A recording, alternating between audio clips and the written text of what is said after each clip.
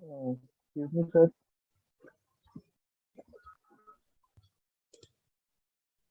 Excuse me sir. हाँ हाँ, अभिषेक बताओ। दो डाउट है सर, अगर आप क्लियर कर सकते हैं। पूछो। सर जो ड्रॉइंग शीट 7 है सर, उसमें जो क्वेश्चन नंबर 2 है सर, वो थोड़ा क्लियर नहीं हो पा रहा है। कौन से असाइनमेंट का? Sir drawing sheet 7। Drawing sheet 7 का क्वेश्चन नंबर 2। ठीक यस है, जरा सर। एक मिनट वेट करना।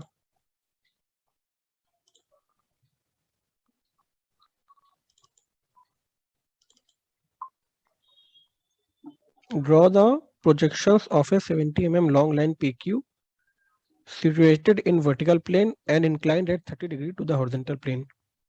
The end P of the line is 25 above horizontal plane. Also determine the traces of the line. ये वाला क्वेश्चन।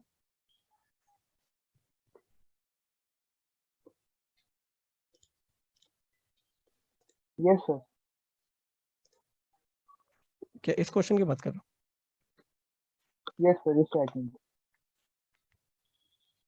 हूँ? तो ठीक है, तो ऐसा करते हैं ना, आप लोग की 14 तारीख से क्लास होगी शायद ऑफलाइन ना, आप लोग को बुलाया जा रहा है 14 से। Yes sir. तो फिर ये मैं आपको ऑफलाइन क्लास में बता दूंगा, इसके लिए थोड़ी जगह छोड़ देना, हम लोग वहीं पर ड्राइंग करेंगे। Okay sir. एंड सर एक सेकंड डाउट था सर थोड़ा। हम्म। यस सर, जो अपने प्रीवियस लेक्चर में जो सर आपने पढ़ाया था सर, उसमें जो आप स्क्वायर को सर 45 डिग्री पे बना रहे थे, ठीक और वो है, मतलब वो समझ नहीं पा रहा हूँ मैं, कैसे बनाना है 45 डिग्री पे सर वो।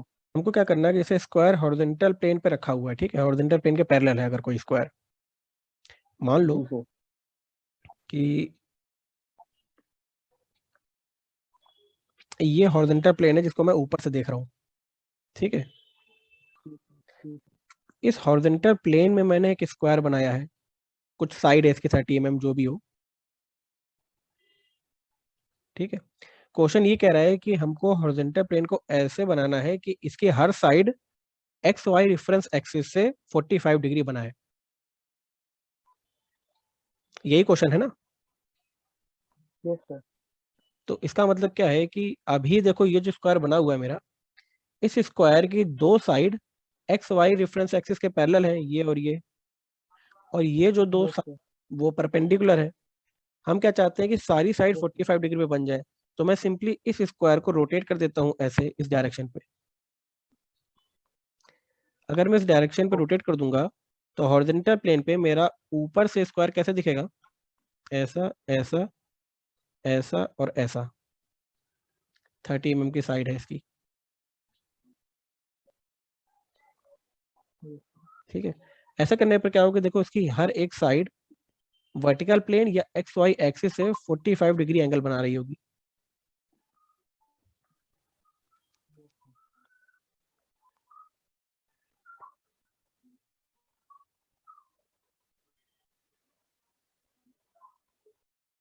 समझ गए? Yes sir. यस। ठीक है। सर उसके लिए फिर सर जगह छोड़ दो फिर इस पे। हाँ, उसके लिए तुम जगह छोड़ दो। ओके।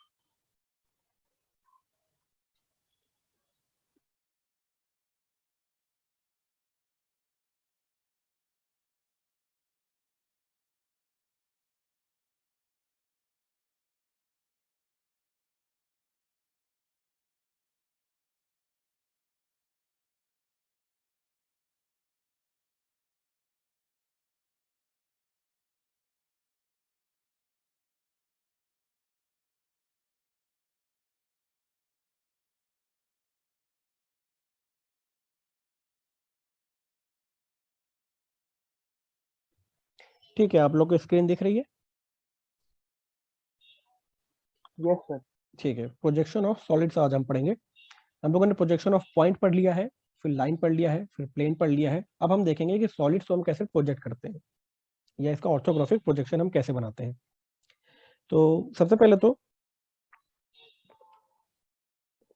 जो भी हमने अब तक पढ़ा है लाइन के बारे में या पॉइंट के बारे में, वहां पर हमने जो भी कन्वेंशन माने थे, कैसे हमको ऑर्थोग्राफिक प्रोजेक्शन करना है। टॉप व्यू जब भी हम लेंगे तो टॉप व्यू हमेशा हॉरिजॉन्टल प्लेन पर रहेगा और एक्स वाई रेफरेंस एक्सिस के नीचे जाता था। जब हम फ्रंट व्यू लेते थे तो वो हमारा वर्टिकल प्लेन पे कास्ट होता था और एक्स वाई लाइन के ऊपर जाता था। सेम प्रोसेस यहाँ पर भी होगा, बस यहाँ पर अब हमारा ऑब्जेक्ट प्लेन ना होकर के क्या होगा, सॉलिड। सॉलिड क्या होता है इसके लिए पहले आप समझो। वैसे जानते तो होंगे सॉलिड क्या होता है। बाकी लोग अपना माइक म्यूट कर लो सबसे पहले।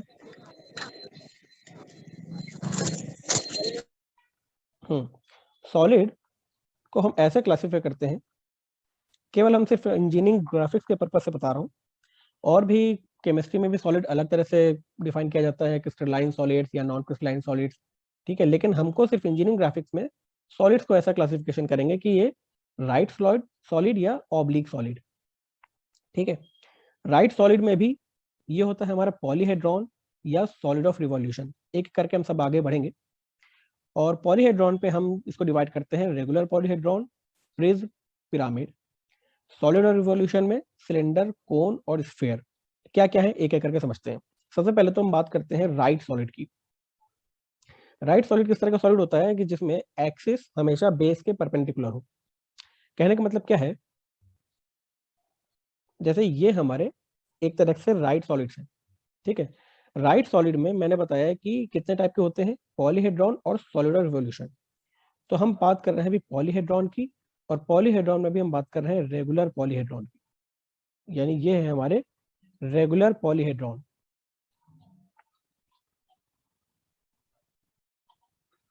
क्या होते हैं पॉलीहेड्रॉन?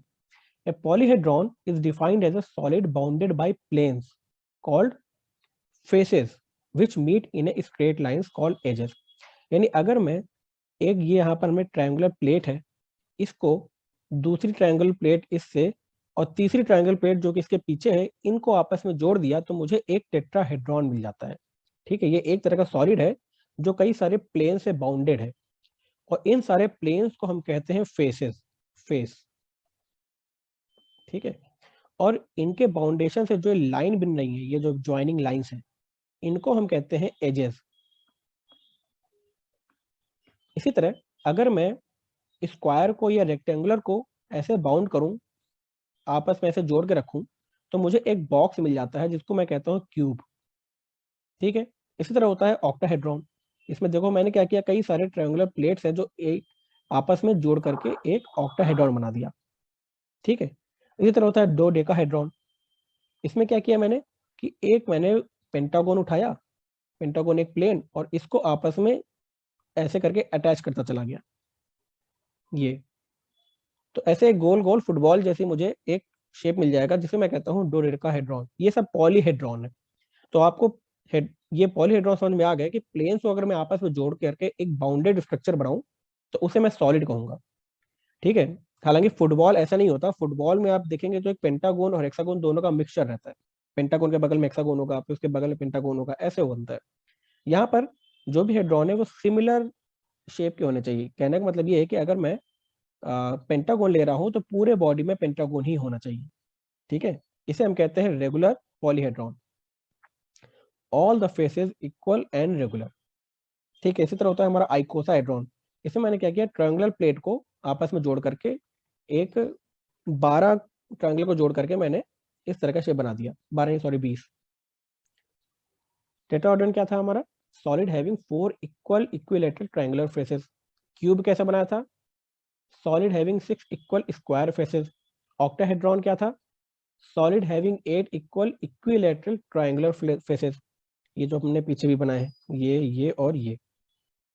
इसके बाद डोडेकाहेड्रॉन क्या था, solid having 12 equal pentagonal faces. और आइकोसाहेड्रॉन 20 इक्वल इक्विलेटरल ट्रायंगुलर फेसेस। तो ये कुछ कॉमन पॉलीहेड्रॉन है जो हमको पढ़ने होते हैं। और भी हो सकते हैं, लेकिन हमारे पर्पस के लिए सिर्फ यही 5 काफी है। फिर आते हैं प्रिज्म। प्रिज्म भी एक तरह के हमारे रेगुलर सॉलिड्स होते हैं। प्रिज्म हम कैसे बनाते हैं, जैसे उनका हर प्रिज्म का एक बेस होता है। एक बेस या तो आपका ट्रायंगल हो सकता है, या तो स्क्वायर हो सकता है, या तो आपका पेंटागोन हो सकता है, या तो हेक्सागोन हो सकता है, या और भी ऐसे करके ऑक्टागोन करके हम बढ़ाते जा सकते हैं। इस स्पेस को हम ऊपर भी बना देंगे, एक ट्रायंगल के ऊपर एक दूसरा ट्रायंगल, एक स्क्वायर के ऊपर दूसरा स्क्वायर, एक पेंटागोन के ऊपर दूसरा पेंटागोन, और एक हेक्सागोन के ऊपर दूसरा हेक्सागोन। और इन दोनों बेसिस को आपस में जोड़ने के लिए हम कुछ प्लेन्स का यूज करें, जैसे ये प्लेन हो गया, दूसरा प्लेन ये हो गया। तो ऐसे करके हमको एक प्रिज्म मिलता है। या दूसरी तरीके से अगर आप समझना चाहो तो ये देखो कि हमने क्या किया कि एक नीचे बेस बनाया स्क्वायर शेप का, और इसको हमने एक्सट्रूड कर दिया। एक्सट्रूड मतलब ऊपर उठा दिया, तो यही स्क्वायर ऊपर भी आ गया। और ये जो कवर्ड बाउंड्री मिल गई हमको, ये सबको मिला करके एक प्रिज्म मिल गया। ठीक है, तो आपको प्रिज्म समझ में आ गया क्या होता है। जैसे ये हमारा पेंटागोनल प्रिज्म क्या है कि इसका बेस भी पेंटागोन है और ऊपर का टॉप भी पेंटागोन है, और इनको हमने इन लाइंस के थ्रू जोड़ दिया है। ठीक है, चलिए प्रिज्म आ गया समझ में। अब बात करते हैं पिरामिड की। पिरामिड क्या है, इसमें भी सेम बेस होता है। बेस कई तरह के होते हैं, ट्रायंगुलर बेस हो जाएगा, स्क्वायर बेस हो जाएगा, पेंटागोन बेस हो जाएगा, या हेक्सागोन, या कुछ भी। लेकिन इसका जो टॉप होता है, टॉप एक ही पॉइंट होता है जिसे हम कहते हैं एपेक्स। यानी अब मैं क्या कर रहा हूं कि इस ट्रायंगल को सिंपली ऐसे उठा करके ट्रायंगल ऊपर नहीं बना रहा, ऐसा नहीं कर रहा मैं, बल्कि इसके हर एक एज से मैं एक सेपरेट एक तरह का प्लेन ऐसे मिला रहा हूं कि उनका टॉप एक पॉइंट पर जुड़े। एक ये प्लेन हो गया, एक ये प्लेन हो गया। इसी तरह स्क्वायर पिरामिड में देखो, नीचे का जो बेस है वो तो हमारा स्क्वायर है, लेकिन ऊपर का बेस स्क्वायर नहीं है, बल्कि ऊपर एक एपेक्स बन रहा है। तो एपेक्स को बनाने के लिए हमने क्या किया, ट्रायंगुलर प्लेट्स ऐसे आपस में जोड़ दी। एक ये प्लेट जोड़ा ट्रायंगल, एक ये ट्रायंगल प्लेट जोड़ा, इसके पीछे एक ट्रायंगल प्लेट, और इसके साइड में एक ट्रायंगल प्लेट। ऐसे करके मुझे स्क्वायर पिरामिड मिल गया। जैसे गीजा की पिरामिड है वो क्या है, स्क्वायर पिरामिड, उसका एक एपेक्स है। इसी तरह हमारा पेंटागोन, नीचे का बेस पेंटागोन है और ऊपर हमको एक एपेक्स मिल जाता है। तो देखो जितने भी पिरामिड बन रहे हैं उनका ये वाला जो फेस है ये हमेशा ट्रायंगल ही है ना। यहाँ भी ट्रायंगल है, जब हेक्सागोन बेस है तब भी इसका ये फेस हमारा ट्रायंगल है। ये सारे जितने फेसेस सब ट्रायंगल है। लेकिन जब हम प्रिज्म की बात कर रहे थे, प्रिज्म में तो देखो यहाँ पर जितने फेस बन रहे थे सब स्क्वायर बन रहे थे, सॉरी रेक्टेंगल बन रहे थे। देखो ये रेक्टेंगल है, इसके पीछे वाला भी रेक्टेंगल है। तो प्रिज्म और पिरामिड में आपको डिफरेंस समझ में आ गया। प्रिज्म क्या है, जिसका ऊपर और नीचे दोनों का बेस एक पॉलीगॉन होता है। लेकिन पिरामिड में क्या होता है, इसका टॉप में हमेशा हमको एक एपेक्स मिलता है, जैसे गीजा का पिरामिड। ठीक है, सॉलिड्स ऑफ रिवॉल्यूशन क्या होते हैं, अगर हमने किसी एक प्लेन को पकड़ करके उसके एज से घुमा दिया तो हमको जो सॉलिड मिलता है उसको हम कहते हैं सॉलिड ऑफ रिवॉल्यूशन। जैसे सपोज हमारे पास एक कागज है, एक शीट ऑफ पेपर है। उस शीट ऑफ पेपर के मैंने इस एक्सिस को पकड़ करके पंखे की तरह इसको घुमा दूं, तो ऐसे घुमाने पर मुझे क्या मिलेगा, एक सिलेंडर,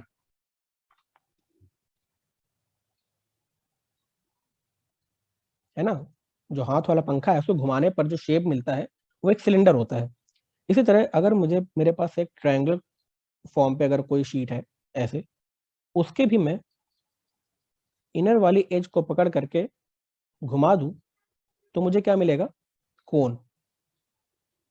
स्फेयर कैसे मिलेगा, मेरे पास अगर एक semi circle piece of paper है, उसके डायमीटर को पकड़ करके मैं ऐसे घुमा दूं तो क्या मिलेगा मुझे, स्फेयर।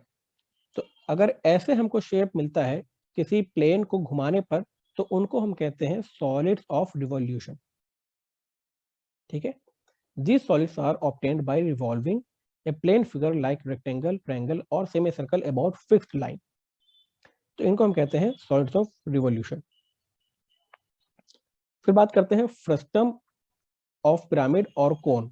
फ्रस्टम क्या होता है, जैसे अगर कोई प्रिज्म था पहले, जैसे ये हमारा स्क्वायर प्रिज्म था, सॉरी स्क्वायर पिरामिड था। स्क्वायर पिरामिड कैसे था, ऊपर जाकर कहीं एपेक्स बना रहा होगा ऐसे, ये पॉइंट मेरा एपेक्स था। अगर यहां से मैं कोई एक सेक्शन कट कर दूं ये, तो मुझे जो भी सॉलिड पार्ट बचेगा नीचे का, इसको मैं कहता हूं फ्रस्ट्रम।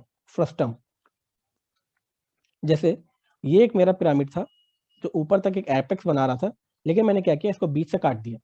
बीच से काटने पर क्या हुआ कि देखो नीचे का भी एक हेक्सागोन मुझे मिल रहा है और टॉप पर भी एक हेक्सागोन मिल रहा है, लेकिन दोनों हेक्सागोन अलग अलग साइज के हैं। अगर ये दोनों हेक्सागोन सेम साइज के होते तो ये होता हमारा प्रिज्म, लेकिन यहाँ पर क्योंकि दोनों हेक्सागोन अलग अलग साइज के हैं तो ये है हमारा फ्रस्टम।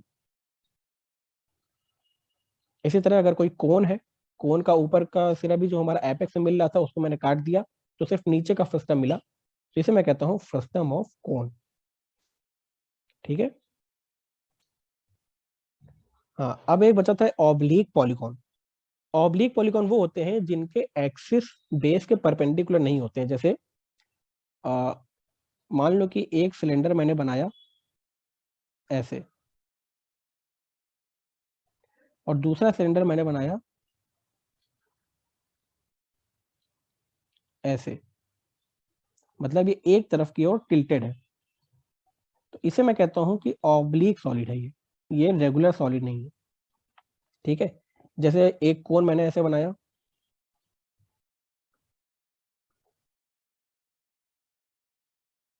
ऐसे, लेकिन दूसरा कोन मैंने बनाया जिसका एपेक्स ओके। कहीं यहाँ पर है, तो ये कुछ ऐसे दिख रहा होगा, तो ये है हमारा ऑब्लिक सॉलिड। ठीक है। अब आगे बढ़ते हैं। अब हमारा काम है प्रोजेक्शन बनाना। तो सबसे पहले हमको ये जानना पड़ेगा कि सॉलिड्स की कौन कौन सी ओरिएंटेशन हो सकती थी। जैसे हमने पॉइंट में भी देखा था कि ओरिएंटेशन क्या था, लाइन का ओरिएंटेशन क्या था, प्लेन का ओरिएंटेशन क्या था। अब बात करते हैं सॉलिड में कैसे कैसे ओरिएंटेशन हो सकते हैं। सॉलिड में हम ओरिएंटेशन देते हैं उनके एक्सिस के हिसाब से। एक्सिस आपको पता है ना क्या है, देखो ये भी जितनी डॉटेड लाइन आपको दिख रही है,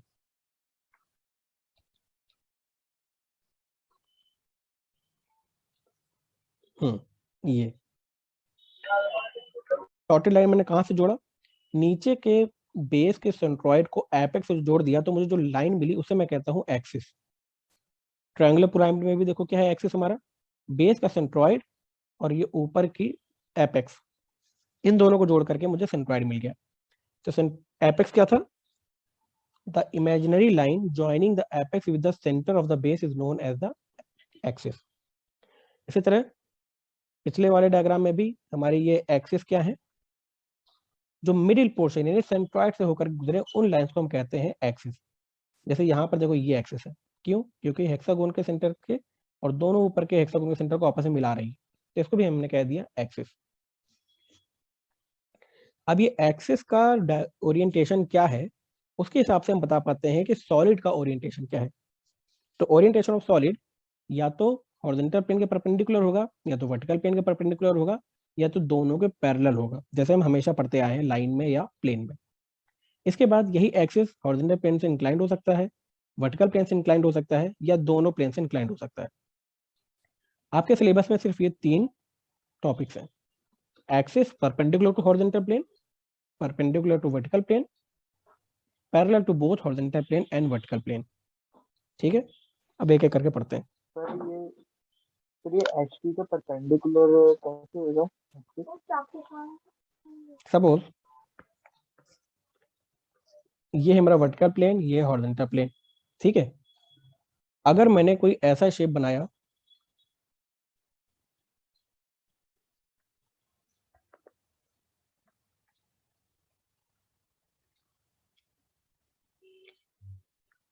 कि इसका एक्सिस हॉरिजॉन्टल प्लेन के परपेंडिकुलर हो, तो मैं कहूंगा कि ये सॉलिड उस प्लेन के परपेंडिकुलर है। सॉरी, ये परपेंडिकुलर टू वर्टिकल प्लेन हो गया। समझ में आ गया, ये हमारा वर्टिकल प्लेन है और जो हमने सॉलिड बनाया उसका एक्सिस वर्टिकल प्लेन के यहाँ पर परपेंडिकुलर है, तो मैंने कहा कि वो सॉलिड हमारे वर्टिकल प्लेन से परपेंडिकुलर है। Okay sir. एक एक करके अब एग्जांपल देखेंगे तो आपको और क्लियर होगा। तो सबसे पहला केस कि अगर एक्सिस हॉरिजॉन्टल प्लेन के परपेंडिकुलर हो, this is one of the basic position of the solid. It is evident that if the axis of the solid is perpendicular to horizontal plane, its base will be parallel to the horizontal plane. समझ में आ गया कि अगर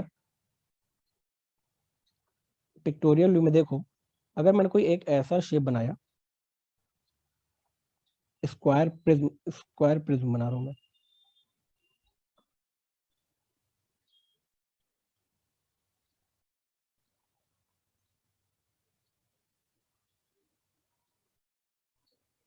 ऐसा square prism बनाया कि इसका जो एक्सिस है ये हॉरिजॉन्टल प्लेन के परपेंडिकुलर होगा, तो इसका जो बेस होगा, ये देखो यहाँ बेस, वो हमेशा हॉरिजॉन्टल प्लेन के पैरेलल होगा या उस पर रखा हो सकता है। ठीक है, its base will be parallel to the horizontal plane. और ऐसे केस में हमें अगर जानना है कि इस स्क्वायर प्रिज्म, हाँ, स्क्वायर प्रिज्म का ट्रू शेप और साइज क्या होगा, तो हमको सबसे पहले उसको ऊपर से देखना पड़ेगा, तभी हमको पता चलेगा कि अच्छा इसका जो बेस है वो स्क्वायर है, क्योंकि सामने से देखने पर तो ये एक रेक्टेंगल जैसा दिखेगा और ये रेक्टेंगल कितना भी लंबा हो सकता है। तो अगर मुझे जानना है कि ये सॉलिड का एक्चुअल शेप क्या है, तो मुझे इसको सबसे पहले टॉप से देखना पड़ेगा, इसलिए मैं सबसे पहले इसका टॉप व्यू बनाता हूँ। एग्जाम्पल समझते हैं कि अगर क्वेश्चन है कि a square pyramid side of base 40 mm and axis 60 mm is resting on its base on horizontal plane, draw its projections. पहला case, when a side of the base is parallel to vertical plane, a side of the base is inclined and all the sides of the base are equally inclined to the vertical plane. ठीक है, समझते हैं question क्या कह रहा है कि एक स्क्वायर पिरामिड है। ठीक है, समझ में आ गया। पिरामिड कैसा होता है, कुछ याद आ रहा है आपको? सर जी यस। बताओ। सर जी, जैसे इजिप्ट वाले सर जी कोन वाले होते हैं जो। कहाँ पर? हाँ, नहीं को, सर, हाँ, पिरामिड एग्जैक्टली। का मतलब कोन, ठीक है, समझ गए। कोन जो कोन कोन के शेप में होते हैं जो। हाँ, कुछ कोन की शेप में होता है, मतलब वही जिसमें एक ऊपर एपेक्स मिलता है, एक पॉइंट मिलता है टॉप में। ठीक है, उनको हम कहते हैं पिरामिड, सर जहाँ पे सारे पॉइंट्स एक जगह मिलते हैं। एक जगह मिलते हैं। ठीक है, गीजा की पिरामिड आप लोगों ने देखा होगा, अगर उसका आप टॉप व्यू देखो तो कुछ ऐसा दिखता है, ये पिरामिड है। ठीक है, टॉप व्यू ऐसा ही दिखेगा ना आपको, एक स्क्वायर रहेगा जी सर, जी सर। जी और सर, उसका जी एक सर। एपेक्स होगा जो एग्जैक्टली मिडिल पॉइंट मिलेगा। और ये मिडिल पॉइंट हमको कैसे लोकेट होता है, दोनों डायगोनल को आपस में ऐसे जोड़ दो, जो इंटरसेक्शन पॉइंट मिलेगा वो मेरा एपेक्स पॉइंट हो जाएगा टॉप व्यू का। ठीक है, तो हमारा क्वेश्चन है कि a square pyramid side of base 40 mm and axis 60 mm is resting on its base on horizontal plane. कह रहा है कि एक बेस है, उसका बेस हॉरिजॉन्टल प्लेन पर रखा हुआ है। अब उसका प्रोजेक्शन हमको ड्रॉ करना है, जबकि a side of the base is parallel to the vertical plane, base की एक साइड वर्टिकल प्लेन के पैरेलल हो।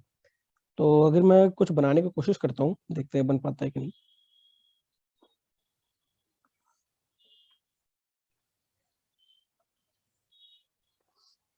सबसे पहले तो स्क्वायर पिरामिड है, यानी मैं ऐसे कुछ स्क्वायर बना देता हूँ। आप लोग का, चलिए, अब इसका कहीं एपेक्स यहाँ पर होगा सपोज, तो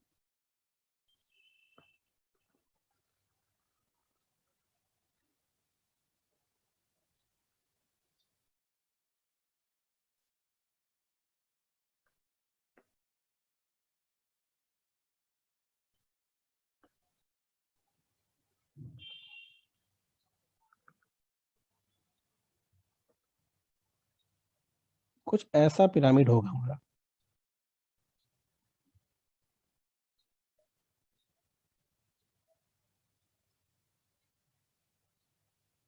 ठीक है, जो इसका बेस हॉरिजॉन्टल प्लेन पर रखा हुआ है। अगर मैं इसको उसका ट्रू शेप जानना चाहूंगा, तो मुझे इसका ट्रू शेप कहाँ से दिखेगा, अगर मैं इसको ऊपर से देखूं, तब मुझे नीचे एक स्क्वायर दिख जाएगा। सामने से देखने पर मुझे क्या दिखेगा? ट्राइंगल। ट्रायंगल दिखेगा, एग्जैक्टली। कुछ ऐसा ट्रायंगल दिख हाँ रहा हो। सर। हाँ पूछो। सर अगर आप इसे ऊपर से देखेंगे तो सर एक सारे पॉइंट एक जगह तो सर एग्जैक्ट नहीं मिलेंगे। ऊपर से देखने पर सारे पॉइंट एक जगह ही तो दिखेंगे। हाँ देखो, ये वाला इसलिए तो मैंने दिखाया था, ऊपर से देखने पर ये पिरामिड आपको कैसा दिख रहा है? एपेक्स पॉइंट है ना एकदम बीचों बीच। yes, sir, yes, sir. ठीक, वो ड्राइंग तो चली गई, कोई बात नहीं। समझ गया आपको? सामने से देखने पर एक ट्रायंगल दिख रहा है और ऊपर से देखने पर हमको एक स्क्वायर दिख रहा है। तो हमको सबसे पहले टॉप व्यू बनाना पड़ेगा, क्योंकि कोई भी पिरामिड उसके बेस के हिसाब से रिकॉग्नाइज किया जाता है। यानी प्रिज्म या पिरामिड या तो ट्रायंगल पिरामिड होगा, या तो हेक्सागोनल पिरामिड होगा, या तो पेंटागोनल पिरामिड होगा। तो हम ये कैसे बना रहे हैं, ये कैसे बता पा रहे हैं? उसका बेस का शेप क्या है उसके आधार पर। ठीक है, तो सबसे पहले हमको क्या करना है कि उसका टॉप व्यू बनाना होता है। तो टॉप व्यू बनाने के लिए हम क्या करेंगे, ऊपर से देखने पर एक स्क्वायर शेप में दिखेगा। तो सिंपली मैं अपनी एक्स वाई रेफरेंस लाइन खींचूंगा अपनी शीट पर ऐसे, और उसमें क्योंकि top view X Y reference axis के नीचे आता है, तो मुझे नीचे एक स्क्वायर बनाना है। अब ये स्क्वायर मुझे कितना आगे बनाना है उसके बारे में कोई इंफॉर्मेशन नहीं दी गई है क्वेश्चन में, क्योंकि क्वेश्चन में ये नहीं बोला है कि जो हमारा प्रिज्म है वो 30 mm वर्टिकल प्लेन से आगे है या 40 mm वर्टिकल प्लेन से आगे है। तो क्योंकि मुझे ये डिस्टेंस दी ही नहीं गई है, तो मैं कुछ भी डिस्टेंस मान करके एक स्क्वायर बना दूंगा। ठीक है, इस स्क्वायर की डायमेंशन दी गई है कि 40 mm है इसका बेस। ठीक है, 40 mm बेस का मतलब क्या है, ये 40 mm है।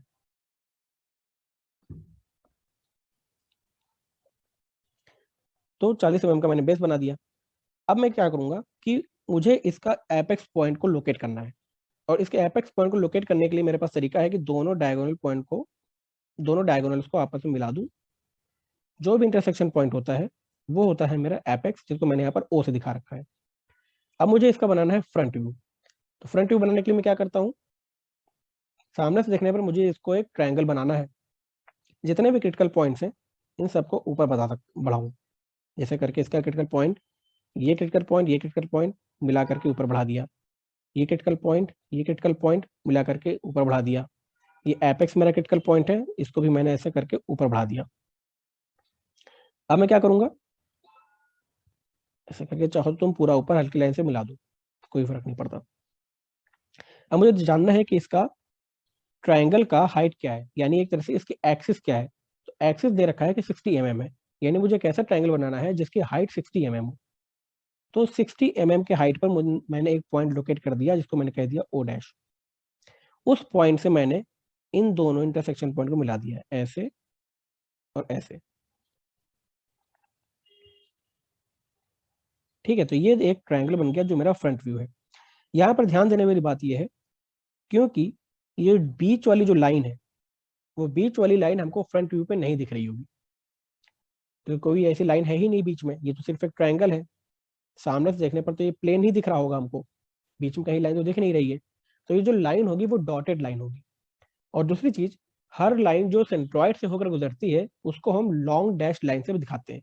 लॉन्ग डैश लाइन का मतलब एक डैश लाइन, फिर एक डॉट, फिर लॉन्ग लाइन, फिर डॉट, फिर लॉन्ग लाइन, फिर डॉट, ऐसे करके जो भी लाइन हम सेंट्रॉइड से गुजरते हुए दिखाते हैं।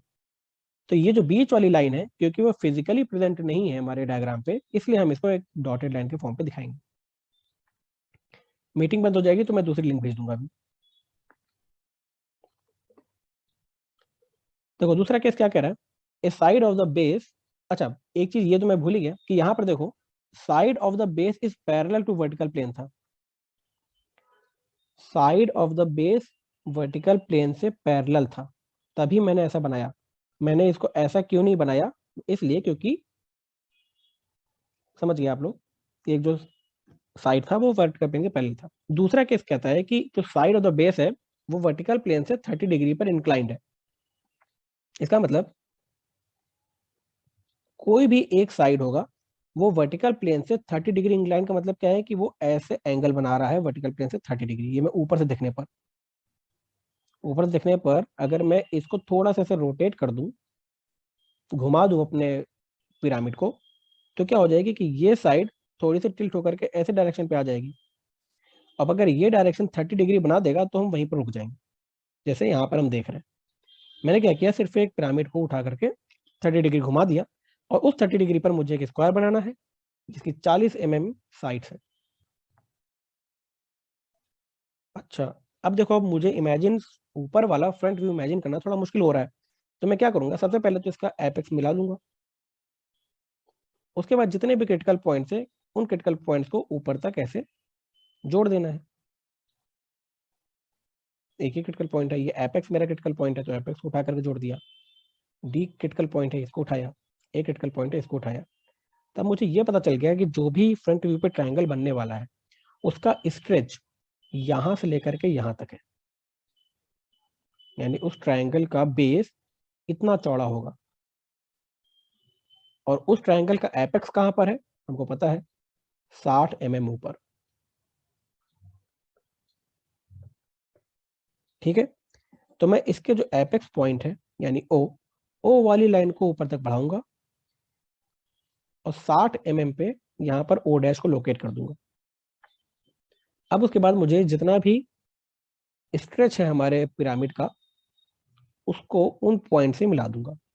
एक ये पॉइंट से मिलाया और एक ये पॉइंट से मिलाया, यानी सामने से देखने पर पिरामिड हमारा इतना चौड़ा दिख रहा होगा। और ये समझ में भी आता है कि जब हमारा पिरामिड ऐसे दिख रहा था तो देखो हमारे सामने फ्रंट व्यू की चौड़ाई ट्रायंगल की कितनी कम थी। जैसे मैं पिरामिड को घुमाऊंगा तो सामने का जो दिखने वाला ट्रायंगल है वो थोड़ा सा चौड़ा दिखेगा। तो देखो इसका स्ट्रेच भी थोड़ा चौड़ा दिख रहा है। और क्या दिख रहा होगा, ये वाली जो लाइन है सामने से देखने पर ये वाली लाइन भी दिख रही होगी, तो मुझे इसको भी डार्क लाइन से दिखाना पड़ेगा। तो मैंने इसके क्रिटिकल पॉइंट यहां से लेकर के जो मैंने यहां पर थ्रो किया था, यहां से उस ओ पॉइंट को जोड़ दिया। तो मुझे कुछ ऐसे 3 साइड्स तो सामने से दिख गई, 3 एजेस, ये और ये। ठीक है, यहाँ पर मैंने यही बताया कि जो हमारा सेंट्रॉइड वाली लाइन होती है वो हमेशा डैश दिखाते हैं, तो उसको कभी आपको सॉलिड नहीं दिखाना, सेंट्रॉइड वाली लाइन को हमेशा डैश दिखाना है। अब क्या बच गया, कौन सा एज बच गया, ये पीछे वाला एज जो हमको सामने से नहीं दिख रहा होगा। अब कोई भी चीज अगर हमको सामने से नहीं दिखती है तो हमने पढ़ा था मल्टी व्यू प्रोजेक्शन पे कि उसको हम डैश्ड लाइन से दिखाते हैं। तो इसको मैंने ऐसे डैश्ड या डॉटेड लाइन से दिखा दिया। कैसे, सिंपली इसके क्रिटिकल पॉइंट को जोड़ दिया ओ डैश के साथ। ये बन गया हमारा फ्रंट व्यू। कोई डाउट है इस तक? No sir. ठीक है। सर ये जो आपने बीच वाली जो डार्क लाइन है, हम्म सर जो ऊपर से देखने पे जो हमें एक ही पॉइंट पे सारे पॉइंट मिल रहे हैं, सर ये वाली लाइन आप शो कर रहे हो ना? जहाँ ये जो तुम इस पॉइंट की बात कर रहे हो, हाँ सर, जो डार्क लाइन है बीच में।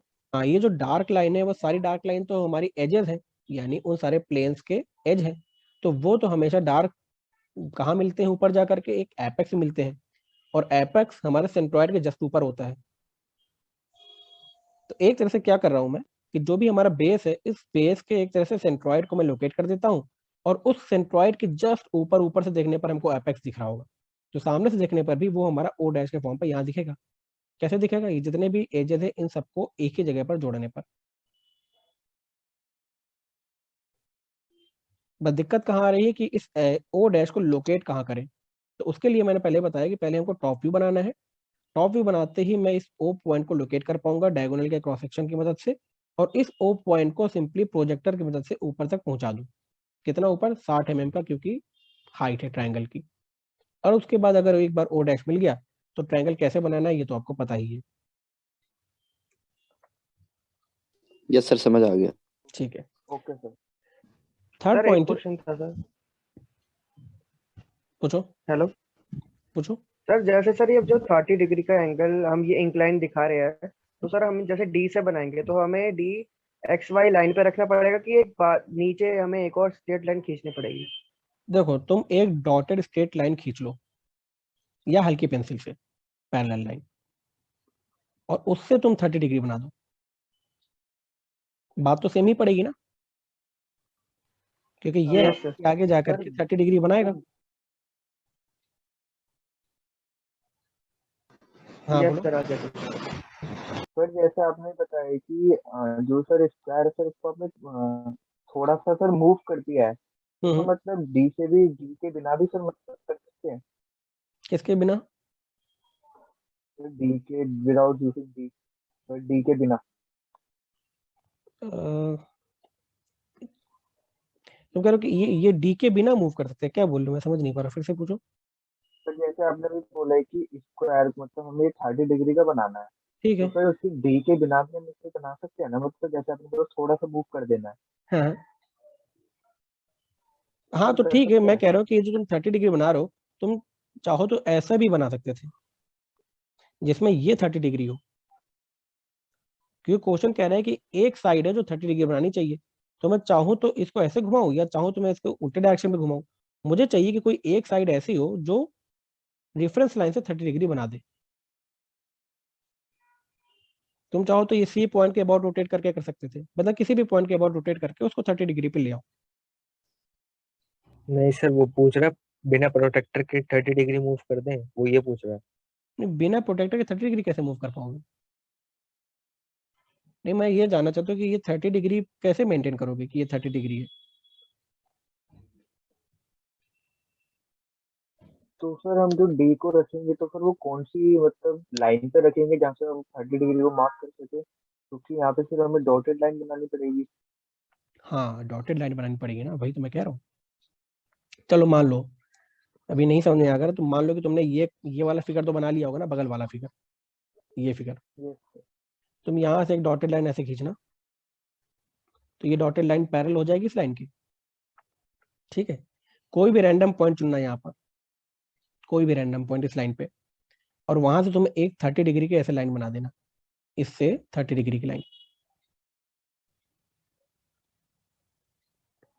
ठीक है, और ये लाइन कितनी लंबी होगी? 40 mm की। तो तुमको ये डीसी साइड मिल गई।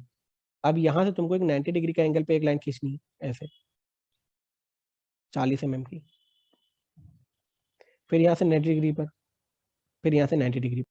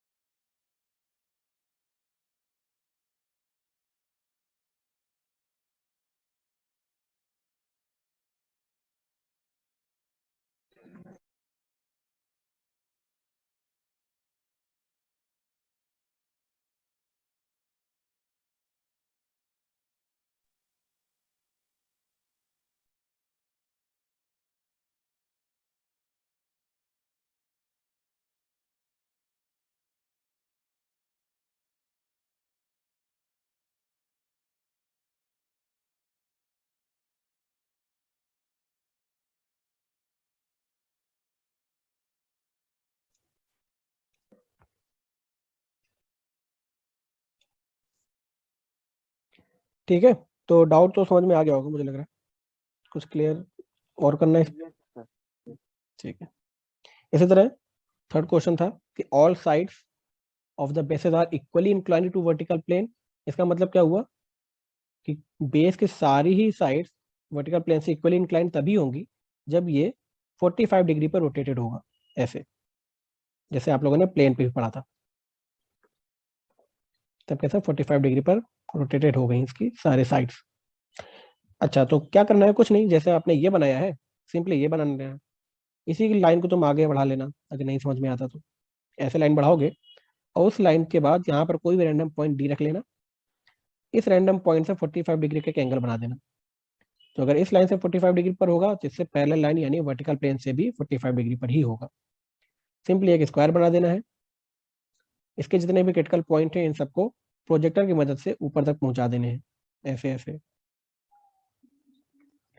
इसका एपेक्स पॉइंट लोकेट करने के लिए मैं क्या करूंगा, सिंपली यहाँ से एक डॉटेड लाइन बनाऊंगा ऐसे, और ये डॉटेड लाइन कितना ऊपर 60 mm तक मुझे ओ डैश मिल जाएगा, फ्रंट व्यू का ओ डैश मिल जाएगा।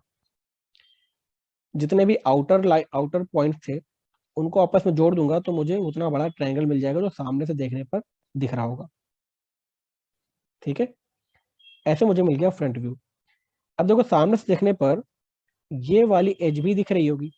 ये पिरामिड है, इस पिरामिड में हम यहाँ खड़े होकर के देख रहे हैं तो ये एक एज भी दिख रहा होगा, हमको कोना दिख रहा होगा, जहां से एक प्लेन इधर जा रहा होगा एक प्लेन इधर जा रहा होगा। तो ये कोना भी अगर हमको सामने से एक एज के फॉर्म पे दिख रहा है तो इसको भी एक सॉलिड लाइन होना चाहिए, पर अभी तक तो हमने इसको डॉटेड लाइन बनाया है। तो मैं क्या करूंगा, सिंपली यहाँ से एक सॉलिड लाइन भी बना दूंगा, तो ये डॉटेड के ऊपर एक सॉलिड लाइन आ जाएगी। तो फाइनल जो मेरा डायग्राम बन के आएगा ये कुछ ऐसा आ जाएगा। ठीक है, तो ये हमारा पिरामिड का केस हो गया। दूसरा केस करते हैं axis perpendicular to vertical plane, यानी अब हमारे सॉलिड का एक्सिस वर्टिकल प्लेन के परपेंडिकुलर होगा। तो इसका मतलब मुझे कौन सा व्यू सबसे पहले बनाना पड़ेगा, कोई बता सकता है? सर सबसे पहले मैं सर फ्रंट व्यू बनाना पड़ेगा। Front view sir. Front view बनाना पड़ेगा, क्यों? क्योंकि तभी हम जान पाएंगे कि ये किस तरह का पिरामिड है या प्रिज्म है, क्योंकि वहीं पर मुझे उसका बेस दिखाई देगा। ठीक है, क्योंकि सर ये परपेंडिकुलर है ना वीपी के। हाँ वीपी के परपेंडिकुलर है तो ठीक है। एग्जाम्पल समझते हैं। A pentagonal prism of 30 mm base edge and 60 mm long axis has one of its base in vertical plane. Draw its projections when rectangular face is parallel to and 15 mm above horizontal plane. ठीक है, तो कुछ कैसा होगा, मान लो कि pentagonal prism है, 30 mm base है और 60 mm लॉन्ग एक्सिस है, और इसका वन बेस वर्टिकल प्लेन पर लाई कर रहा है।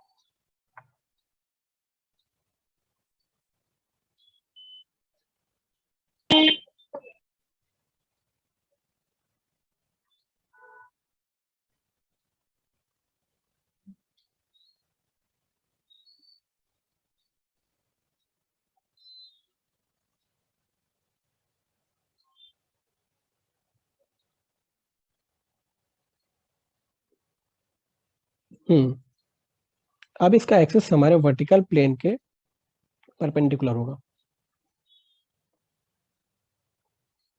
ठीक है, अब पहला कुछ ऐसा होगा, अभी तो मुझे ऐसे ही मैंने रफ स्केच बना दिया, अब मैं केसेस पढ़ूंगा और उसके बाद अपनी ड्राइंग में थोड़े थोड़े करेक्शंस लाऊंगा।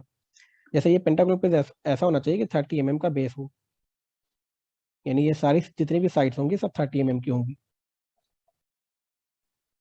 हाँ सर, एक चीज पूछनी थी सर, जैसे इसमें परपेंडिकुलर तो लाएगी वीपी के, सर अगर ये एचपी के परपेंडिकुलर होते तो फिर हम इसे किस साइड बनाते? तो हम इसको रोटेट कर देते 90 डिग्री पर, ये कुछ ऐसा खड़ा खड़ा सा बनता मेरा ये पेंटागोनल प्रिज्म। अगर इसका एक्सिस हॉरिजॉन्टल प्लेन के परपेंडिकुलर होता तो यही प्रिज्म मेरा खड़ा हो जाता। अभी कह रहा सर है यहाँ पे आ गया तो ऊपर की side। ठीक। अच्छा, अब ये कह रहा है कि a rectangular face is parallel to and 15 mm above HP. अच्छा, ये इसका जो एक्सिस है वो 60 mm लंबा है, यानी 60 mm लंबा है प्रिज्म है मेरा। A rectangular face is parallel to and 15 mm above HP. इसका रेक्टेंगुलर फेस, ये देखो जितने भी फेसेस हैं सब रेक्टेंगुलर हैं। देखो एक ये फेस हमारा रेक्टेंगुलर होगा, क्योंकि मैंने बताया था कि जब प्रिज्म हम बनाते हैं तो इसके सारे फेसेस रेक्टेंगुलर फॉर्म पे निकल के आते हैं। सबसे पहले देखो, ये देखो, ये हमारा ट्रायंगल प्रिज्म है, तो देखो एक ये रेक्टेंगल निकल के आया, एक ये रेक्टेंगल है। इसी तरह इसका स्क्वायर प्रिज्म का रेक्टेंगल एक ये है, एक ये है, और हम बना रहे हैं पेंटागोनल प्रिज्म। पेंटागोनल प्रिज्म में जितने भी फेसेस है देखो सब के सब रेक्टेंगल बन के आ रहे हैं। तो क्वेश्चन में कह रहा है कि इसका जो रेक्टेंगुलर फेस है वो हॉरिजॉन्टल प्लेन के पैरेलल हो। ठीक है, देखते हैं फिर से।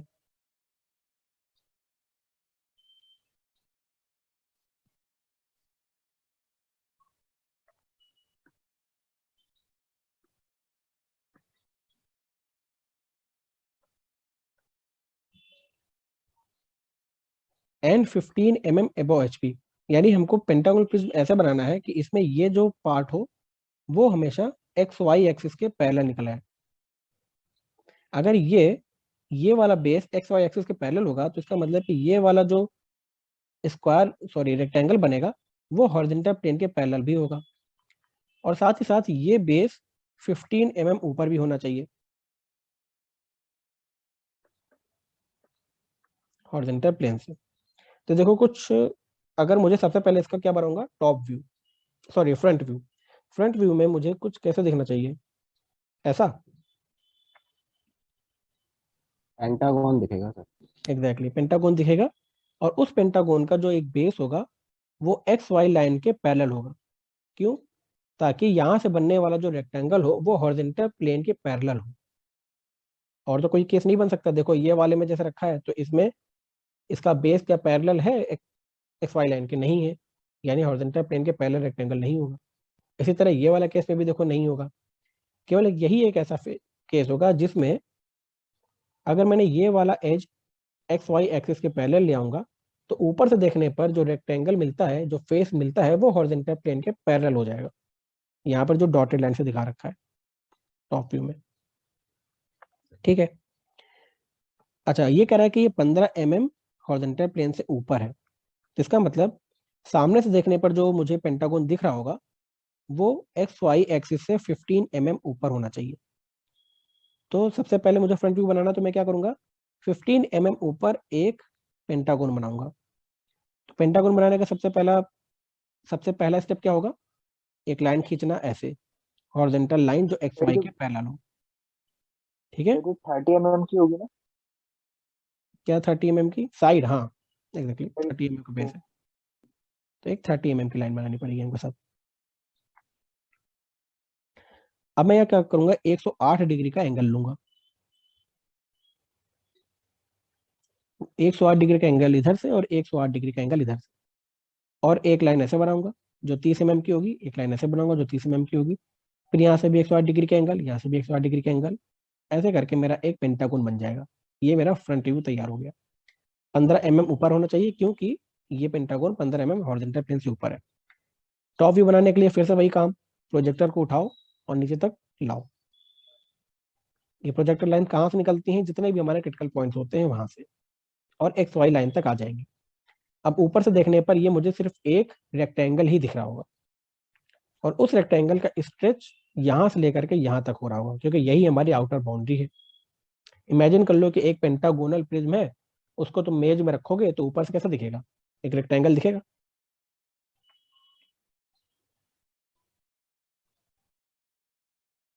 और ये जो ऊपर वाला पार्ट होगा ये एक कॉर्नर, ये एक एज जैसा दिख रहा होगा, जिसके इधर की तरफ एक स्लोप होगा और इधर की तरफ एक स्लोप होगा। तो ये जो एज होगा ये भी हमको ऊपर से विजिबल होगा, तो इस एज की जो लाइन होगी वो भी हमारी एक सॉलिड लाइन होगी। ऐसे जो लाइन हमको ऊपर से नहीं दिख रही होंगी वो होंगी ये वाले एज की और ये वाले एज की, क्योंकि ये लाइन छुप गई होंगी। ये लाइन ऊपर से हमको नहीं दिख रही होंगी क्योंकि यहाँ पर हमारा प्लेन है, तो यहाँ पर भी हमारा प्लेन है, तो इन दोनों लाइन को हमको डॉटेड दिखाना पड़ेगा। तो देखो यहाँ पर हमने इनके प्रोजेक्टर्स की लाइन को डॉटेड से बढ़ा दिया, ऐसे और ऐसे। अब क्या रखा है कि 60 mm लॉन्ग एक्सिस है, तो ये जितना भी रेक्टेंगल बनाएंगे इसका एक्सिस 60 mm का होगा, यानी इसकी लेंथ रेक्टेंगल का 60 mm की होगी। ठीक है, तो इसका हम टॉप व्यू बना देंगे ऐसे। दूसरा केस कह रहा है कि if face is perpendicular to the horizontal plane, यानी अब मुझे इसी पेंटागन को ऐसे रोटेट करना है कि उसका जो रेक्टेंगुलर फेस है वो हॉरिजॉन्टल प्लेन के परपेंडिकुलर हो जाए। यानी अगर मैं इसको ऐसे रोटेट कर दूं और ऐसा बना दूं तो देखो ये वाला जो रेक्टेंगुलर फेस निकल के आएगा वो परपेंडिकुलर होगा हमारे हॉरिजॉन्टल प्लेन से। समझ में आ रहा है? पेंटागन को मैंने बस ऐसे रोटेट कर दिया है, तो जो बेस पहले नीचे था वो बेस अब 90 डिग्री के एंगल पे आ गया। तो कुछ नहीं, सिंपली यही वाला पेंटागन ऐसे रोटेट हो गया। बनाना कैसे है आपको पता ही है। जो रोटेट वाली लाइन है 90 डिग्री वाली लाइन, सबसे पहले मैं इसको बना दूंगा 30 mm की, 108 डिग्री का एंगल इधर से, 108 डिग्री का एंगल इधर से, और ऐसे करके मैंने एक पेंटागन बना दिया।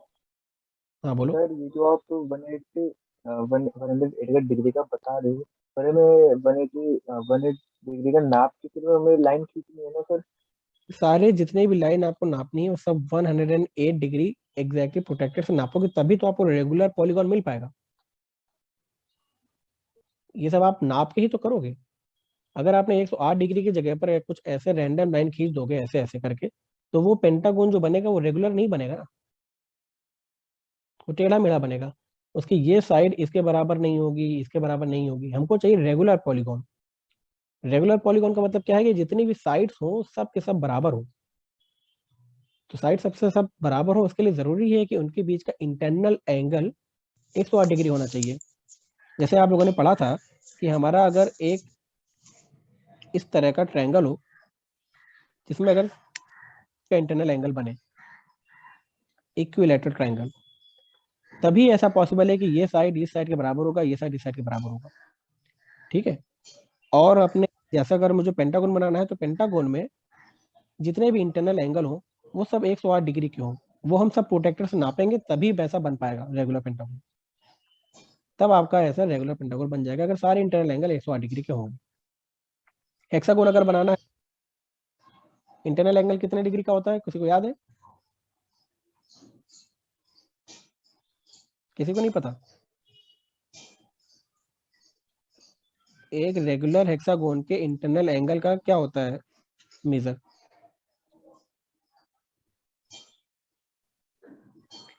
120 डिग्री। ठीक है।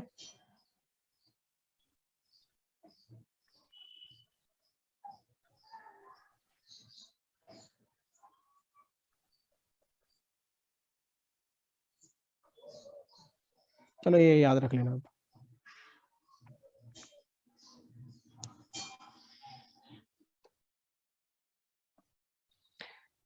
ठीक है, तो ये तीसरा केस में आते हैं अब हम। तीसरा केस क्या कह रहा है? A face is inclined at 45 degree to the horizontal plane. यानी फेस ऐसा है कि 45 डिग्री से इंक्लाइंड है। इसका मतलब मुझे फिर से इसको ऐसे घुमाना है, कैसे भी घुमाओ, कि कोई भी एक फेस हो, चाहे तो ये वाला फेस और चाहे तो ये वाला फेस 45 डिग्री से इंक्लाइंड होना चाहिए।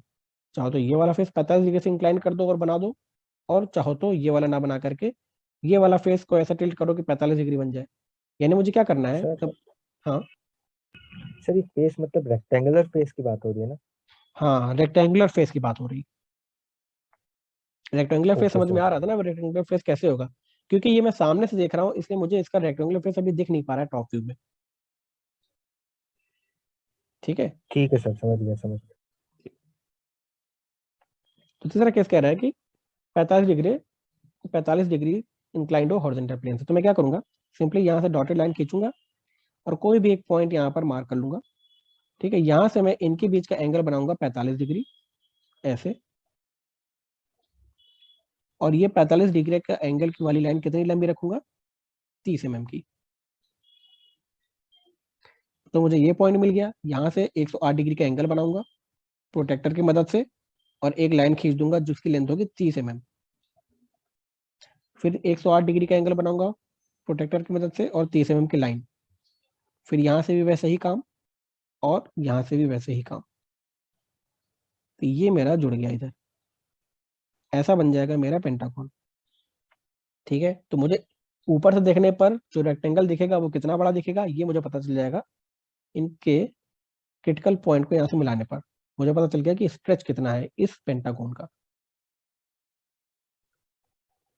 इस पेंटागन का एक्सेस है 60 mm। तो 60 mm का मुझे एक रेक्टेंगल बनाना है।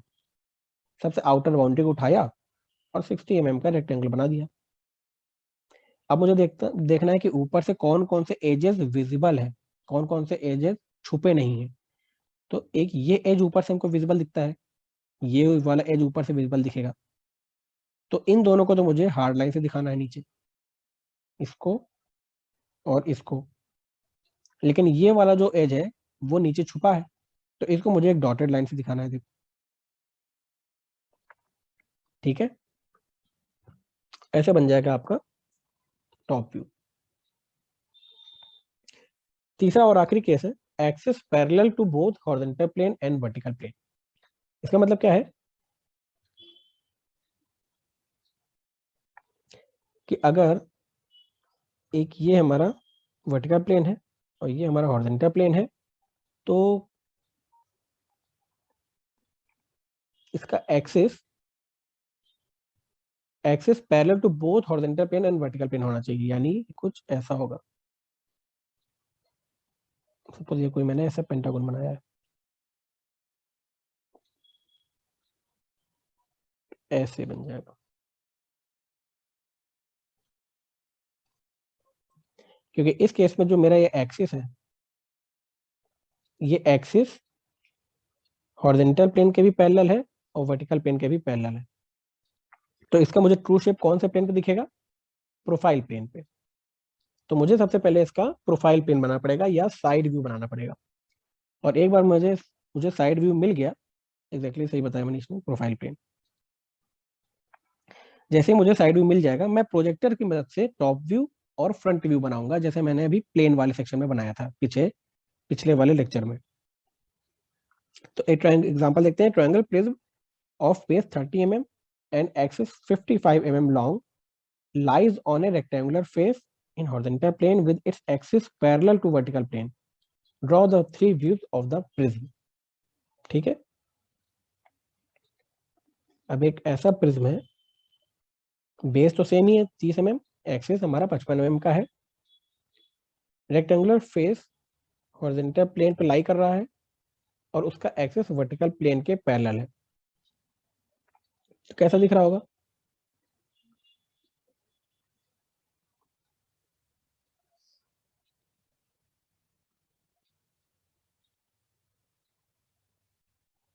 तीस में 55 और इसका रेक्टेंगुलर फेस हॉरिजॉन्टल प्लेन पे लाई कर रहा है। ठीक है,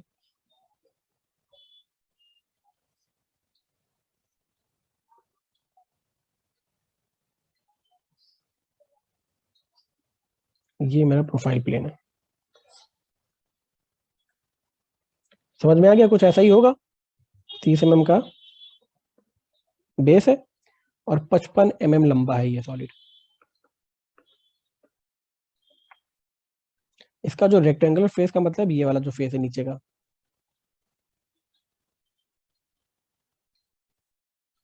ये रेक्टेंगुलर फेस।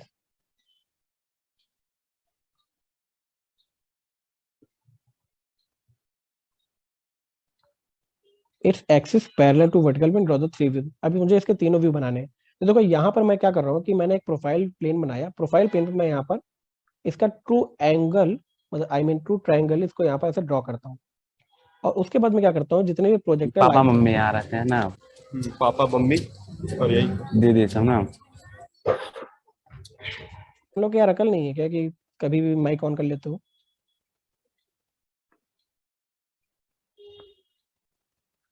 क्या मुझे चैट बॉक्स बगल में खोल के रखना पड़ेगा क्या कि किसका माइक है, कहाँ से आवाज आ रही है? Excuse me sir. हाँ बोलो। सर ये जो आपने ट्रायंगुलर प्रिज्म बनाया है, फिर इसकी जो पीछे की प्रोफाइल प्लेन पे फिर इसकी व्यू दिखेगी, तो फिर ये ट्रायंगल मतलब मूव हो जाएगा। ट्रायंगल मूव हो जाएगा मतलब?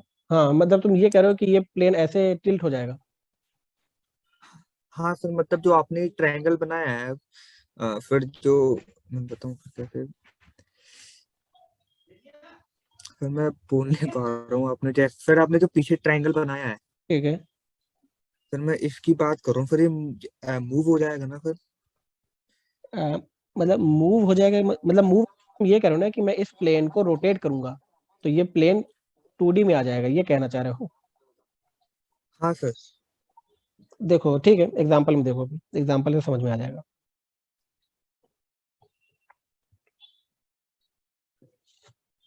देखो सबसे पहले, क्योंकि मुझे ये पता है कि इसका एक्सिस वर्टिकल प्लेन और हॉरिजॉन्टल प्लेन दोनों के पैरेलल है, तो मुझे ये पता है कि इसका जो ट्रू शेप होगा वो मुझे प्रोफाइल प्लेन पे मिलेगा। तो मुझे सबसे पहले इसकी प्रोफाइल प्लेन ड्रॉ करनी है। प्लेन वाले स्लाइड में या प्लेन वाले लेक्चर में आपने ये देखा था कि मैंने एक एक्स वाई लाइन एक्सेस बनाई थी, और यहाँ पर मैंने x1 y1 एक एक्सिस बनाया, और यहाँ पर कुछ प्लेन का ट्रू शेप दिखाया था, और फिर उसके बाद मैंने यहाँ पर कुछ प्रोजेक्टर लाइन बनाई थी ऐसे ऐसे करके, और इसकी प्रोजेक्टर लाइन नीचे निकाली थी, यहाँ से ऐसे से सर्कल टाइप का बनाया था, और ऐसे लाइन बनाई थी।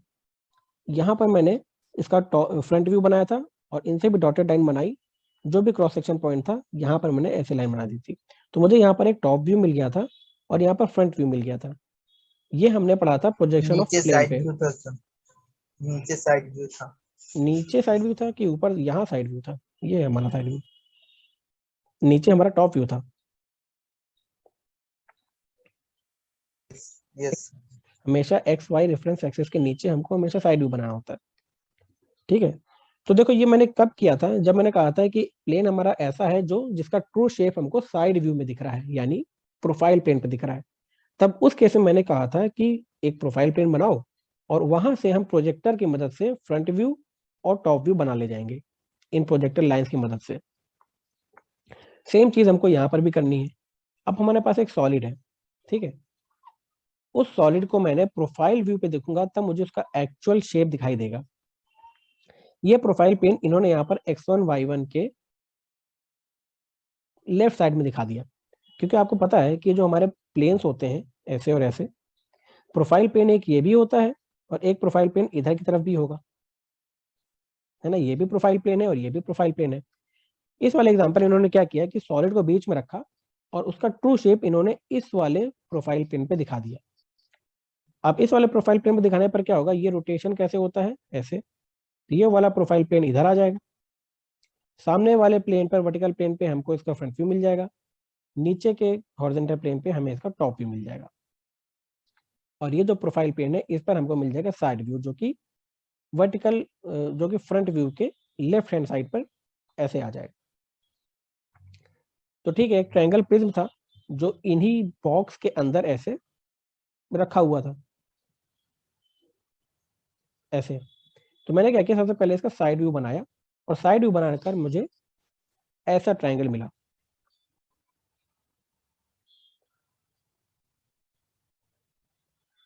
ठीक है, जो हॉरिजॉन्टल प्लेन पर रखा हुआ है और 55 mm लंबा है। अब मुझे इसका फ्रंट व्यू और साइड व्यू बनाना है, तो मैं क्या करूंगा, जितने भी क्रिटिकल पॉइंट्स हैं इन सबको बढ़ाता हूं x1 y1 के आगे की तरफ, जैसे हमने प्रोजेक्शन ऑफ प्लेन में किया था ऐसे। सिर्फ ये क्रिटिकल पॉइंट है, क्रिटिकल पॉइंट है, आप अभी इसको भूल जाइए, ठीक है। इसको मैं आगे तक बढ़ा दूंगा, यहाँ तक, मुझे नहीं पता कितना आगे जा रहा है। उसके बाद जो नीचे का क्रिटिकल पॉइंट है, ये और ये, इनको मैं x1 y1 पर ऐसे प्रोजेक्ट करूंगा। कैसे करूंगा, यहाँ पर रखूंगा अपना कंपास, और कंपास की मदद से ऐसे सेमी सर्कल बना दूंगा, ताकि ये जो पॉइंट है वो यहाँ आ जाए, ये जो पॉइंट है वो यहाँ आ जाए, और ये जो पॉइंट है वो यहाँ आ जाए, ठीक है। अब इन सारे पॉइंट्स को भी मैं ऐसे आगे बढ़ा दूंगा, ऐसे ऐसे और ऐसे। क्या इसने ये कह नहीं रखा कि फ्रंट व्यू से, मतलब वर्टिकल प्लेन से सॉलिड कितना आगे है या हॉरिजॉन्टल प्लेन से कितना पीछे है या कितना ऊपर, ऐसा उसने कुछ बताया नहीं। तो कोई भी रैंडम डिस्टेंस पर मैं एक वर्टिकल लाइन खींचूंगा ऐसे। क्यों? क्योंकि मुझे पता है कि इस ट्रायंगल का स्ट्रेच यहां से लेकर के यहां तक है, तो जो रेक्टेंगुलर मुझे फ्रंट व्यू पे दिख रहा होगा उस रेक्टेंगल की हाइट भी इतनी ही होगी। तो मैंने एक लाइन बनाया। अब ये जो सॉलिड है वो कितना लंबा है, 55 mm का, तो 55 mm आगे मैंने एक दूसरी लाइन ऐसे बना दी, तो ये जो रेक्टेंगल होगा ये मुझे फ्रंट व्यू पे दिख रहा होगा। टॉप व्यू पे देखने के लिए क्या करूंगा, इस रेक्टेंगल के इन साइड से भी मैंने प्रोजेक्टर खींचूंगा, जो इंटरसेक्शन पॉइंट मुझे मिलेंगे उन इंटरसेक्शन पॉइंट को मैं मिला दूंगा। एक इंटरसेक्शन पॉइंट मुझे ये मिला, एक ये मिला, एक ये मिला और एक ये मिला। तो ये मेरी आउटर बाउंड्री हो गई टॉप व्यू की। मैंने इनको भी ऐसे मिला दिया,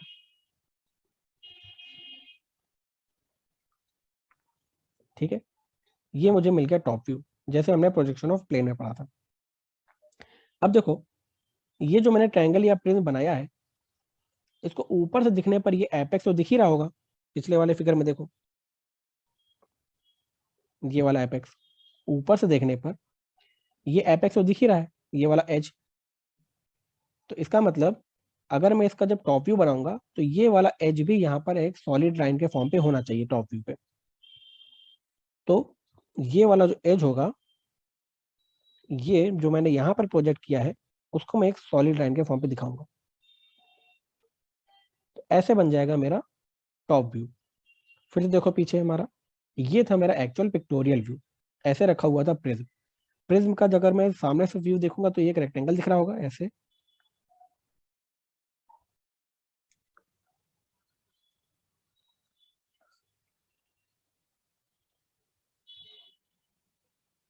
ऐसे रेक्टेंगल दिख रहा होगा सामने से। और अगर मैं ऊपर से देखूंगा तो भी ये रेक्टेंगल दिख रहा होगा जो कि यहाँ पर बना हुआ है ऐसा।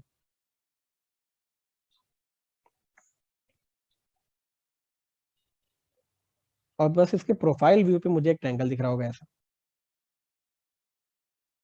ठीक है। और क्योंकि ये वाली एज जो ऊपर वाला एपेक्स है वो भी मुझे ऊपर से विजिबल है, तो इसको भी मुझे एक सॉलिड लाइन से दिखाना पड़ेगा ऐसे। तो ये बन जाते हैं हमारे फ्रंट व्यू, टॉप व्यू और साइड व्यू। सर एक चीज पूछनी थी, फिर जैसे आप अभी इमेजिन कर रहे हो तो फिर ये भी हमें भी मतलब जब क्वेश्चन आएगा तो हमें भी इमेजिन करना ही ऐसे ही पड़ेगा। इमेजिन करना पड़ेगा, ऐसे ही इमेजिन करना पड़ेगा और ऐसे ही आपको रफ में कहीं बनाना होगा। और फिर ड्राइंग शीट में फिर ऐसे ही इमेजिन करके बनाना है। हाँ, रफ में बनाना है, ड्राइंग शीट में एक्चुअल नहीं बनाना है। देखो पीछे से तुम्हारे आवाज, इसको शांत करो। हाँ अब बोलो। सर मैं एक्चुअली पूछ रहा हूँ कि जैसे आप इमेजिन कर रहे हो तो फिर ये हमें इमेजिन करना पड़ेगा रफ में।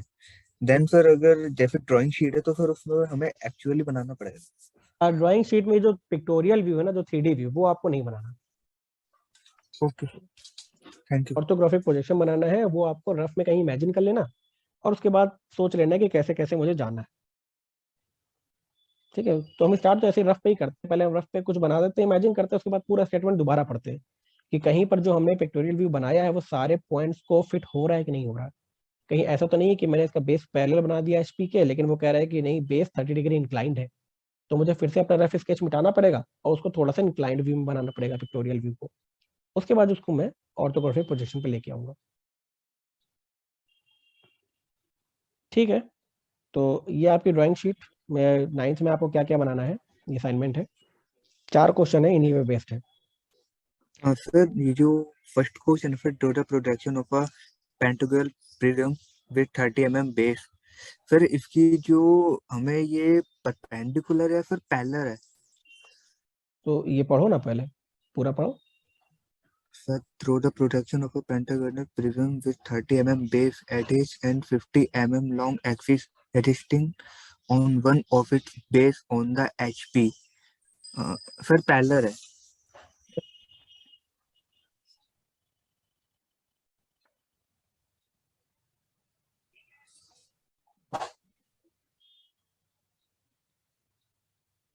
इसका वर्टिकल फेस जो है वो वीपी के पैरेलल है। कैसे बन सकता होगा ये, चलो इमेजिन करते हैं इसको। मान लो ये मेरा हॉरिजॉन्टल प्लेन और वर्टिकल प्लेन। पेंटागोनल प्रिज्म है, 30 mm का बेस है और 50 mm का एक्सिस है, resting on one of its bases on horizontal plane, यानी कुछ ऐसा होगा, ठीक है। और ये ऊपर ऐसे जा रहा होगा।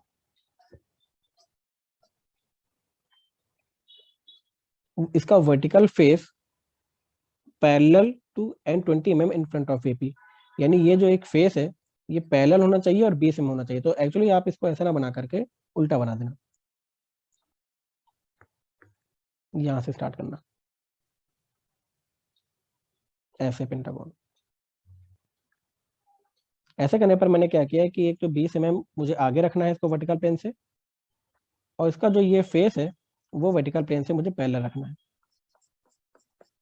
ठीक है। 30 mm का बेस है, ये सारी जितनी साइड से वो 30 mm की होनी चाहिए, और 50 mm लॉन्ग एक्सिस है, यानी इसकी जो ऊंचाई है वो 50 mm की है, ठीक है। तो फिर ये जो इसकी एक्सिस है सर, ये वर्टिकल प्लेन के फिर पैरेलल होगी? हाँ, और क्या, ये एक्सिस इसके वर्टिकल प्लेन के पैरेलल ही तो है। अगर हॉरिजॉन्टल प्लेन से परपेंडिकुलर है इसकी एक्सिस, तो बेशक ये वर्टिकल प्लेन से पैरेलल होगी। Okay sir. तो सबसे पहले आपको इसका टॉप व्यू बनाना पड़ेगा, और टॉप व्यू बनाने के बाद आप फ्रंट व्यू पे जाएंगे, ठीक है। अब ये सारे असाइनमेंट कर लीजिएगा घर पे, और सारी शीट अपने पास बना। हाँ हाँ सर, वो जो आपने अभी मतलब दिखाया था सर, एक बार पीछे शीट करना, स्लाइड करना सर। उसमें जो सेकंड केस का सर सेकंड पार्ट था ना, वो जो एचपी के परपेंडिकुलर था सर, वो वाला समझ नहीं आया था। सेकंड केस का सेकंड पार्ट ये? यस सर, ये वाला सेकंड वाला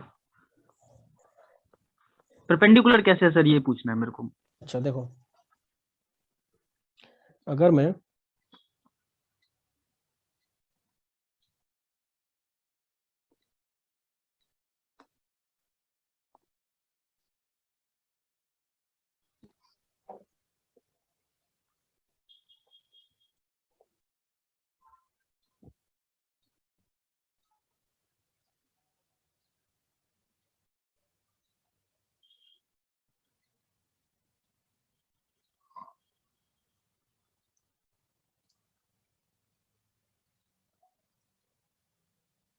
चले, पेंटागन ही नहीं बन पा रहा।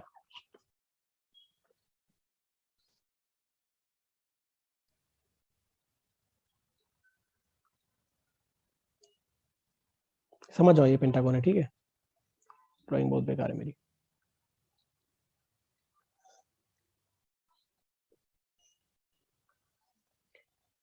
अब मैं ये कह रहा हूं कि ये जो फेस है,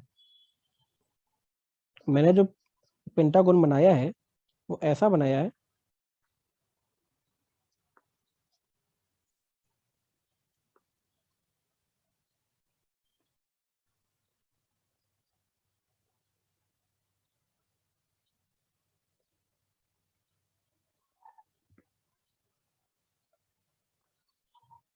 कि ये वाला जो फेस है, ये फेस 90 डिग्री पर है,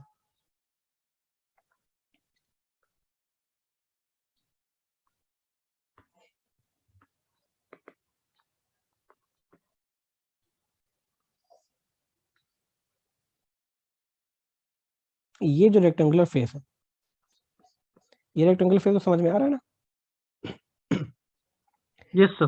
तो ये जो रेक्टेंगुलर फेस है ये 90 डिग्री बना रहा है हॉरिजॉन्टल प्लेन से। तो अगर ये 90 डिग्री बनाएगा तो मुझे ये वाला एज सबसे पहले बनाना पड़ेगा जो 90 डिग्री पर हो। जी सर। ठीक है, क्योंकि अगर ये एक्स वाई रेफरेंस एक्सिस से 90 डिग्री पर होगा, ये वाला edge X Y reference axis से, तो इसका मतलब कि ये जो सरफेस होगा, जो ये एज बना रहा है एक्चुअल, वो भी 90 डिग्री पर होगा या हॉरिजॉन्टल प्लेन के परपेंडिकुलर होगा। तो टॉप व्यू में मुझे सबसे पहले ये वाला एज ड्रॉ करना है जो 90 डिग्री पर हो। उसके बाद मैं यहाँ से 108 डिग्री का एंगल इधर से और इधर से करके मैं एक पेंटागन बना दूंगा। तो इसलिए जब मैंने यहाँ पर टॉप व्यू बनाया,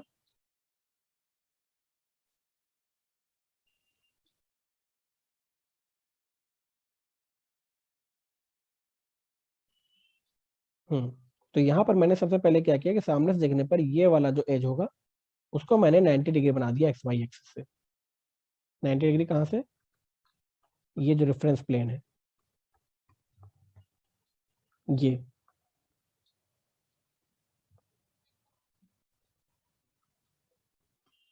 ये समझ में आया ना? यस सर, सर आ गया। ठीक है। सर एक चीज और, पर जो आप ये प्लेन बनाते हैं sir horizontal, sir VP sir ये बनता नहीं है सर, एक बार आप बता दीजिए मतलब कैसे? कैसे? क्या, कौन सा प्लेन नहीं बनता? सर जो आप अभी बनाते हो ना sir horizontal sir VP plane, हाँ पर वो एग्जैक्ट नहीं बनता है सर, वो उल्टा सीधा बन जाता है। नहीं, इसको आप ऐसा करो ना कि एक लाइन टेढ़ी ऐसे खींचो, टेढ़ी लाइन कोई भी खींचो, इसके पैरेलल एक और लाइन Yes, खींचना है sir. तुमको, ठीक है। उसके बाद यहाँ से एक 90 डिग्री ऐसी लाइन खींचो और इससे 90 डिग्री ऐसे खींच दो, यहाँ तक पहुंचे अभी, हाँ सर। ठीक है। हमने क्या किया, सबसे पहले ऐसे दो लाइन से पैरेलल खींच दिया, लंबी लंबी ऐसे और ऐसे, पैरेलल लाइन है दोनों एक दूसरे के। उसके बाद मैंने यहाँ से उठाया कोई पॉइंट, वहां से मैंने एक वर्टिकल लाइन खींची नीचे की तरफ पूरी सीधी वर्टिकल, और यहाँ से मैंने 90 डिग्री बना के एक ऐसी लाइन खींच दी, ठीक है। तो ये लाइन मिल गई। इसी के पैरेलल लाइन मैंने यहाँ से खींच दी ऐसे उठा करके ऐसे, इसके पैरेलल ये है, और इसके पैरेलल फिर मैं यहाँ से खींच दूंगा ऐसे, बन गया। अब आगे तुम ऐसे ही छोड़ दो क्योंकि ये तो इनफाइनाइट जाएगा, इसी तरह आगे तुम इसको भी छोड़ दो, बन गया तुम्हारा वर्टिकल प्लेन और horizontal plane. Okay sir, thank you sir. चलो फिर क्लास एंड करते हैं। जब हम लोग मिलेंगे ऑफलाइन क्लासेस शायद 14 से शुरू होंगी, तो वहां पर आपकी सारी शीटें आते ही आप जमा कर देना, ठीक है। आशुतोष, तुमने स्क्रीनशॉट ले लिया है अटेंडेंस का?